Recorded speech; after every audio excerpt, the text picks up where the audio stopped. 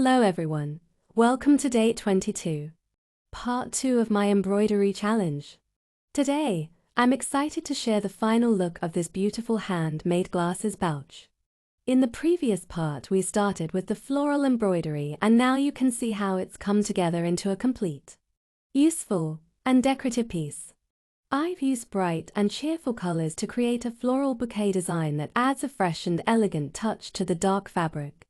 The red zigzag stitch around the edges not only secures the pouch but also gives it a lovely finishing detail.